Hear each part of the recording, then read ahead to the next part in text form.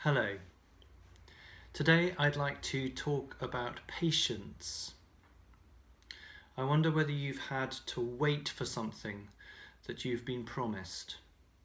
How did you get on? Well, here are two contrasting examples from the Old Testament, both good and bad ways of waiting for a promise to come to fruition. First of all, we're going to look at the book of Genesis and to see Rebecca and Jacob.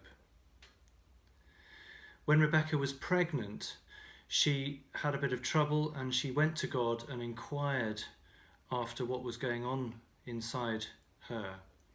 And God told her that two nations were in her womb and that they would be divided from each other and that the older would serve the younger.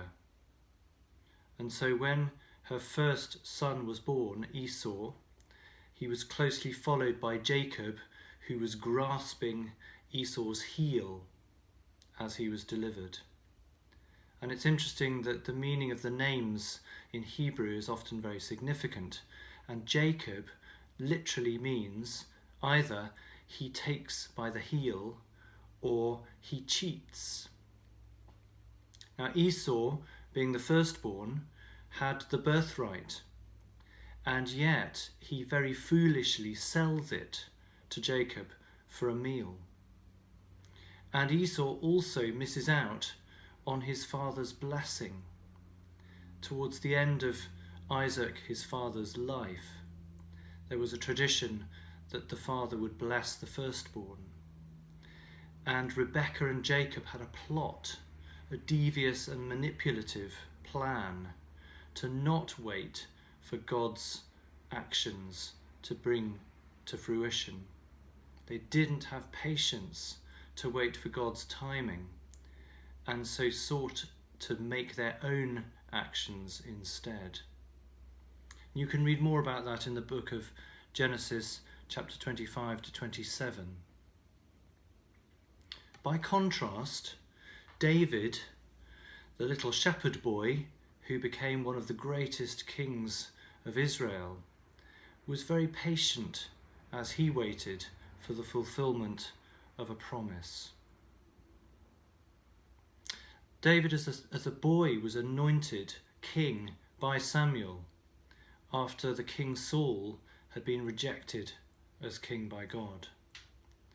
And over the ensuing years, there were a number of increasingly negative interactions between Saul and David. Saul clinged on to power, and David refused to take power before the right time. There's a particularly bizarre incident in the book of 1 Samuel, chapter 24, where David finds himself in a cave and Saul is at his mercy, and yet David decides not to take matters into his own hands. He's ready, but he's willing to wait before the promise of him becoming king comes into reality. So I wonder whether there's a lesson for us here. It is so easy for us to want to take control of our lives, to speed things up when we feel that they're not going quick enough.